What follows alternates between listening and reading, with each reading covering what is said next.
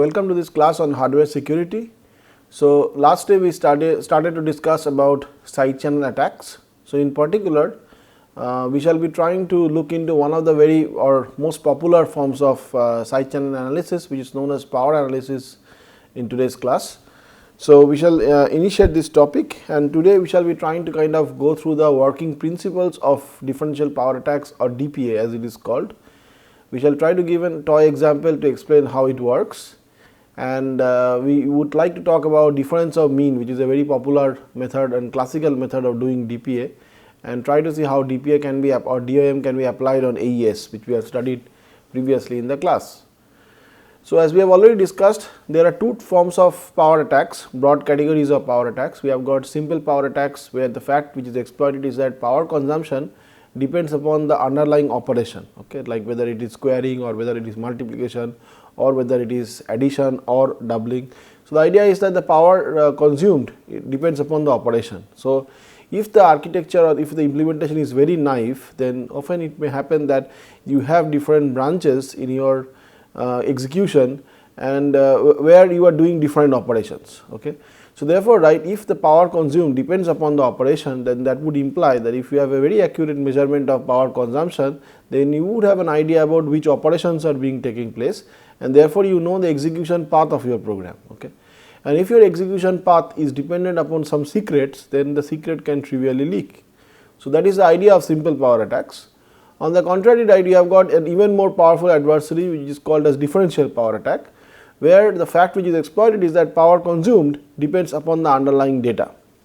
So, therefore, right, even if you protect your designs against simple power attacks or SPA by, say, like doing always the same operations, right, even then DPA can work, because DPA would fundamentally depend upon the operations which is being done, okay, like rather the data on which the operations are being done. So, therefore, you would probably get an idea about like what your multiplier is operating on, what your squaring is operating on, or what your doubling is operating on, or what your addition is operating on. So, and if you have got an idea about the intermediate data, then you can do like or follow it up by cryptanalysis to get the actual secret key. Okay. So, DPA is a very powerful attack model, and what we have seen is that it can lead, and as we will see in more details in our class, is that it can lead to very efficient attacks against implementations. Okay. So, therefore, right, as I said already, that SP or simple power analysis directly interprets the power consumption of the device, and it tries to look for the operation which takes place and also the secret key. Okay. So, therefore, often in the trace the secret key is evident. Okay. So, what is a trace? Because we will be using the word trace several times. So, trace is nothing but a set of power consumptions across a cryptographic process. Okay. So, often we basically have something which is called as a triggering signal, which is used to kind of indicate the initiation and termination of a specific cryptographic operation. Okay. And then the set of power consumptions which you essentially kind of accumulate during this period when the actual crypto operation is being done is called as a trace. Okay. Note that we are not actually measuring the trace of only the cryptographic operation, but rather we are measuring the trace of the total chip or the power consumption of the total chip, and then we will try to statistically kind of correlate that power with your underlying data. Okay. So, for example, let us take an example, like suppose if we have got like a 1 millisecond operation, that means the total duration is 1 millisecond, and if you are sampling it at 5 megahertz rate, like if your oscilloscope is sampling at a 5 megahertz rate, then you will have a power trace which will have 5,000 points. Okay. And therefore, this kind of observation or of real data, which essentially could be in milliwatts or microwatt depending upon your power consumption, right, and if you are plotting that across 5,000 points of time, then essentially this statistics which you collect or accumulate is called as a trace, is called as a power trace. Okay. So, now our objective will be that we will try to utilize this power trace. Okay. So, now therefore, let us so as we have kind of had an idea about what an SPA essentially means, we shall in particular try to look what DPA means actually. Okay. So, as I said that in DPA the assumption is that the power consumption depends upon the underlying data. Okay. So, here is a very simple example to illustrate that this principle or the principle on which DPA is based has got nothing inherently to do about the algorithm. Okay. So, rather if you take any binary encoding of information of data, you will probably find like that that why DPA works. Okay. So, let me take a very simple example of say a 4-bit state of some arbitrary algorithm. Okay. And then let me observe the Hamming weight of the state S. Okay. So, as you can see, right, that I have kind of varied S from for all these values, like for example, since S is a 4-bit value, there are 16 possible values. Okay. So, I have taken all the 16 possible values and I have observed the Hamming weight in this column. So, the Hamming weight means the number of ones which are there in the state. Okay. So, for example, in the first state, which is 4 zeros, there are no ones. So, the Hamming weight is 0. Okay. In the second state, right, you have got 0 0 0 1. So, there is 1 1. So, the Hamming weight is 1. Okay. Likewise, if you go to 1 1 1 1, right, the Hamming weight is 4 because there are 4 ones. So, why do I observe the Hamming weight? Now, because you will see that in VLSI there are different power models. Okay. So, the objective of a power model is try to get a hypothesis of the power. Okay. Of course, power consumption is a very complex manifestation of several things, but what has been found is that a major contribution comes from the inherent encoding of the state. Okay. So, the idea is that there are different power models like Hamming weight, Hamming distance. Okay. Some of them we will see as we progress in the class, but a very simple power model is what is called as a Hamming weight power model. The idea is that you take the state and try to see the number of ones. Typically, you will see that the power consumed will be proportional with the Hamming weight of the S. Okay. Of course, there are other noise terms and there are other aberrations and things like that, but it has got a proportionality. So, the proportionality is with the the Hamming weight of the S. So, we can write this also in the form of a formula like the power consumed at say for example time t, you can write that as say like alpha, which is a constant, into say the Hamming weight of your target state plus some noise term. Okay. So, this noise term is say denoted as NT. So, this could be a Gaussian noise. Okay. But this is essentially what I am meaning as the power model actually. Okay. So, you can actually like virtually simulate a power model also using this model. Okay. But in a very simple setting, assume that the Hamming weight is representing your power model. That means, when the Hamming weight is increasing, I am expecting that the power will be more. When the Hamming weight is less, then I am expecting that the power will be less. Okay. So, this is a very simple setting. So, in this setting, right, if I observe, then that means that this column or the Hamming weight column is kind of indicative of your power consumption. Okay. So, now if you observe the target bit of this state S. Okay. So, you can see that this column stores the LSB of state S. Okay. So, the LSB of state S is sometimes 0, sometimes 1, sometimes 0, sometimes 1 and so on. So, it kind of alternates, right. So, now I do a very simple exercise. The exercise is as follows. I take 2 bins. Okay. So, I call one of them as say 0 bin and the other one as 1 bin. Okay. And I take a particular power value, say Hamming weight of S, okay, indicated by Hamming weight of S, and put that either in the 0 bin or in the first bin, depending upon whether the LSB is 0 or not. Okay. So, I put it in the 0 bin if the LSB is 0, I put it in the 1 bin if the LSB is 1. Okay. So, therefore, you can easily see that the first Hamming weight S here, HWS, will go to the 0 bin, right. So, 0 goes here.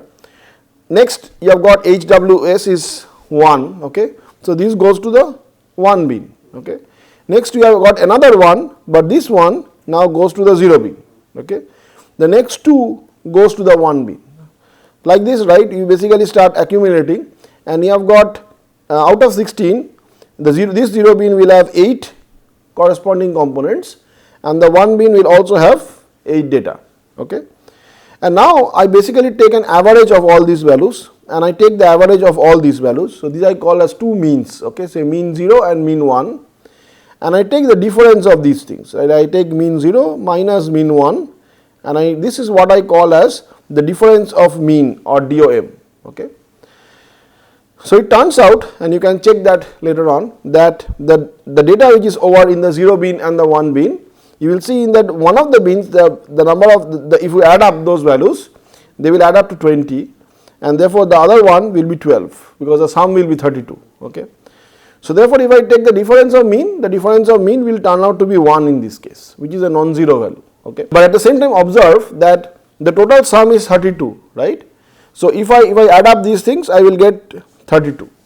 Now if the split was random, was purely random, then I would have expected the expected sum of 0 bin and the expected sum of 1 bin, both of them would be 16, okay, because each of them, suppose it goes with like to the 0 bin with a half probability and to the 1 bin with also a half probability, then I would have got this 32 split exactly into 16 and 16, or at least around 16 and 16. Okay. So that means the difference of mean would have been 0 in that case. Okay. So that means if we are basically splitting, right, depending upon the S, which is essentially the like the LSB of S, for example, then you find a non-zero difference of mean. Whereas if you kind of split like randomly or do a random partition, then the difference of mean is 0. Okay. So that means if the fact that you are splitting the Hamming weight of S, okay, depending upon or correlated with some kind of state bit of S, okay, can easily be distinguished whether with respect to like whether you are doing the splitting in a random fashion. Okay. And that essentially tells you that there is an avenue of attack. Okay. For example, like if you want to see that if you just do this splitting in a random fashion, okay, then this is how it look like. So like if I just partition based upon so this partitioning has been done by rand function, okay, which is not necessarily a great random number generation, but suppose we use that as for the splitting, then you will find that the difference of mean, right, gets close to 0 as we accumulate number of samples. Okay. On the other hand, when you are doing the partitioning with respect to a correlated bit, that means for example the LSB of S, it could be any other bit of S also, it could be also the like XOR or exclusive OR of these bits as well, you will find that the difference of mean will get to some non-zero values. Okay. So this you can like try to also imagine that this has got the you can basically use it to essentially bound a simple conceptualize a simple difference of mean attack. Okay. For example, suppose like you have got an intermediate state S. Okay. So this is a state S, and this you follow up with some kind of S box. Okay. So there is an S box as we have seen already in context of AES to AES, for example, and then I do an exclusive OR with some secret key, okay, and I generate the cipher. This is my cipher. Okay. Cipher denoted by say C. Okay. So now what I will do is I will try to guess this key. Okay. So there are just imagine that is a very small and hypothetical example with say like 4 bits of S box. So there are several 4x4 S boxes. Suppose I take one of these 4x4 S boxes and make a very simple cipher. Okay. So what is the total key size space? Therefore there are 2 to the power of 4, that means there are 16 possible key values, and if I just give you the cipher, you cannot tell me like that which of them is correct. Okay. But now I also give you the like suppose I give you this the Hamming weight of S. Okay, that means you get essentially observe the power consumption, and imagine that the power consumption is nothing but the Hamming weight of S. Okay. So now what you will do is you will guess this key. Okay. So you will make a guess for this key, because you know that any one of them is possible. Okay. But observe that if I don't give you this powered information, you have got no way to understand whether this guess is correct. Okay. Now what we will see is that with this power, right, with this power information, you can distinguish between the correct guess with the other wrong ones. How can you do that? You will guess this, you will XOR with the cipher, you will take the inverse S box. Okay. So if you take the inverse S box, you will come to this state S. Okay. So imagine that I just take the LSB of S. I basically take the inverse and I just find out what is this LSB. Okay. And now I essentially do the splitting as I told. So I will do the exercise for all the HWS values and I will split them. Okay. If my guess was correct, then that means I have correctly predicted the state S, LSB of S, and therefore my partitioning will essentially take place just as we have seen. On the other hand, if my guess was wrong, that means for all the 15 wrong cases, I will find out that this will sometimes match, will sometimes not match, because then this function, okay, which is also called often as the selection function, okay, will essentially operate as a random number generation, or will be like a pseudo random function generator more correctly, and therefore, right, you will find that this partition, the partitioning of the power traces will be in a random fashion, okay, and therefore the difference of mean will be close to 0. So therefore, this fact that for the correct guess you will have a high difference of mean, okay, versus for a wrong guess you will have a small difference of mean, can be utilized as a distinguisher, okay, that distinguish the correct key from the wrong keys, okay.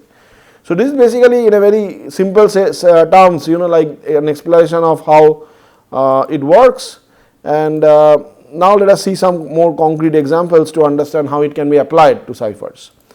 So first let me start with a very toy cipher, okay, a toy example. So this example is of the, again a reminder of the RSA algorithm, because I am just taking an exponentiation routine, okay. So the exponentiation routine is nothing but denoted as z equal to y to the power of x mod 256.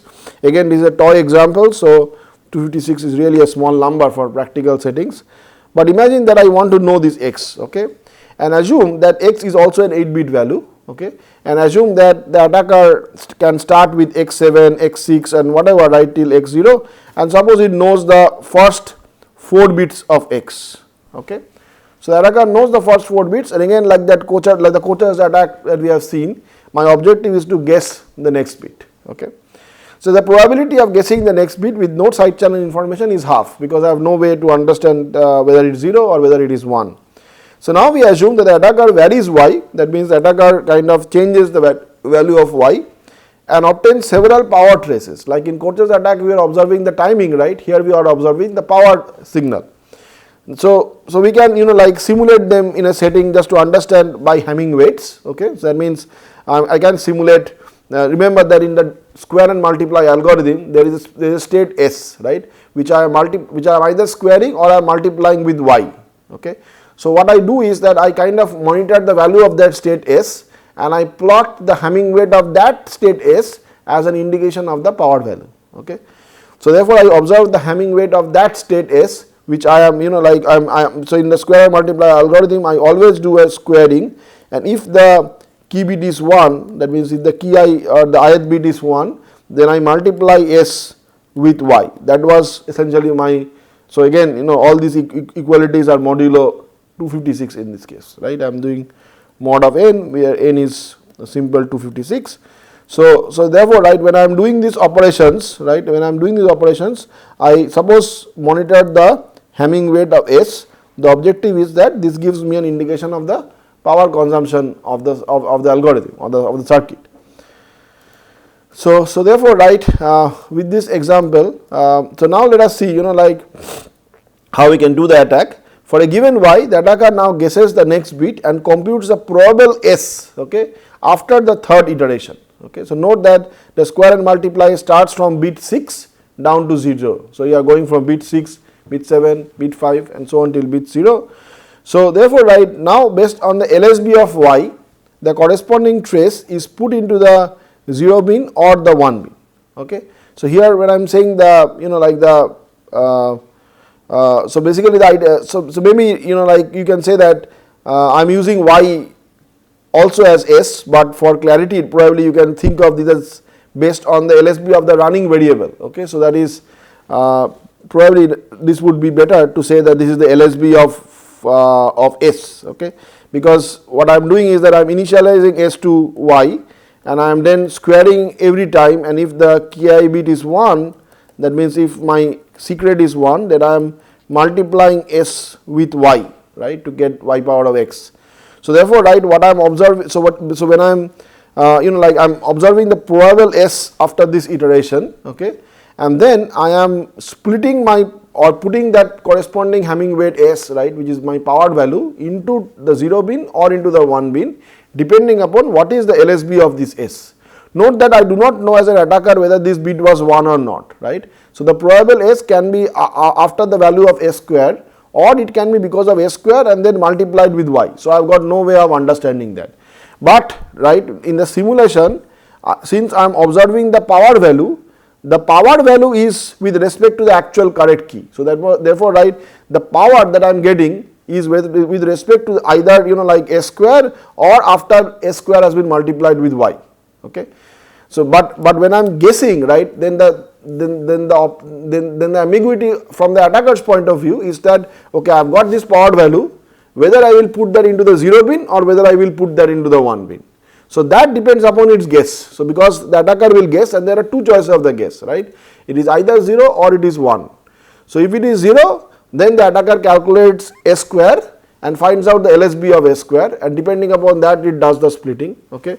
And if the if the guess is 1, right, then it basically calculates s square, multiplies with y, and again takes the LSB and then splits. Okay. So now which one is correct? That is the question from the attacker's point of view. So therefore, what the attacker does is that for every guess, there are two guesses, the difference of mean is computed.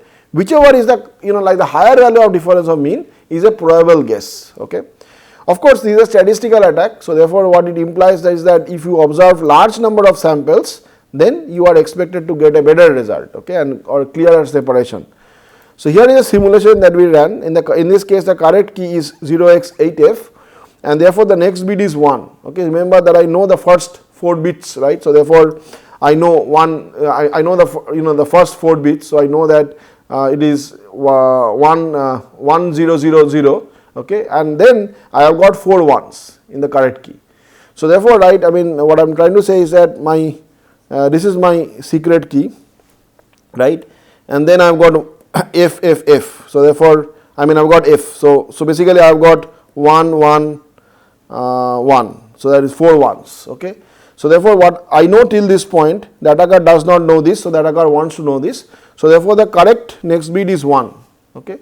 So now you observe that this is there is a wrong guess and there is a correct guess. So this one is for the wrong one. So this is the wrong guess. Okay, and this one is the correct guess. Easily you can see that in the correct guess there is a very significant difference of mean peak. It is kind of 0.9 versus 0.2 with something like 2 to the power of 10 traces. You can observe more to get a better separation. Okay. So therefore, right, it indeed kind of tells me that a simple difference of mean attack works in this setting. Okay, and it should work. And likewise, right, you can also think of extending these attacks. So and kind of formalize how it works. Okay.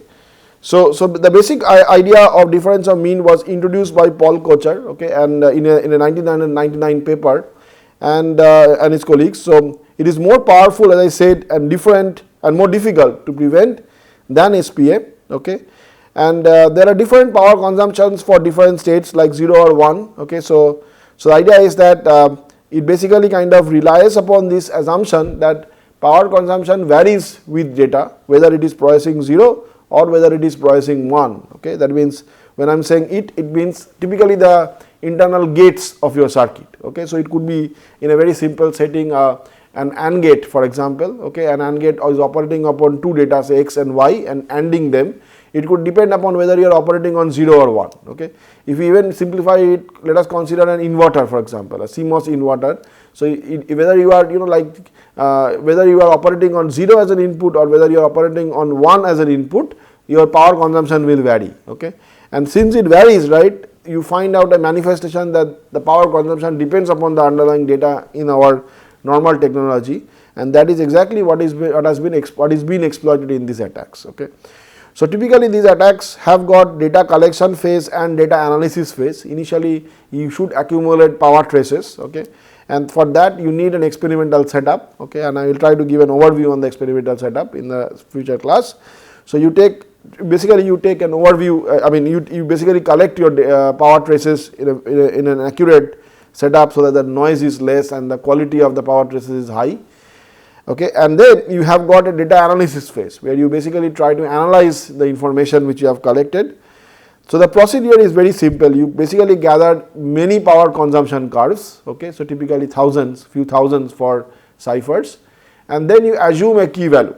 So basically you guess the key. So remember that if you have got a 128-bit key like you have in AES, you cannot guess a 128-bit key, because if you do that, right, then your worst case key complexity can be 2 to the power of 128, and therefore you don't have any advantage over a brute force attack.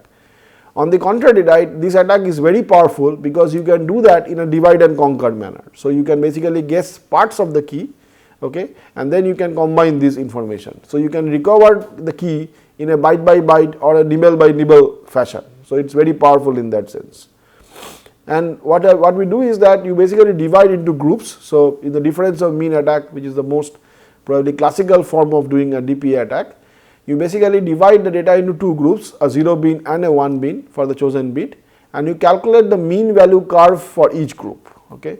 And then the idea is that if your assumption or if your guess was correct, then you will get a non-negligible difference in the differential curve, okay, and that essentially will distinguish your correct key vis-a-vis the wrong key. Okay. So that is essentially the idea of DPA, and what we will see in the next class is how you can do a DPA attack on AES. Okay. So let me stop at this point and we will continue on the DPA on AES in the next class. Okay. Thank you.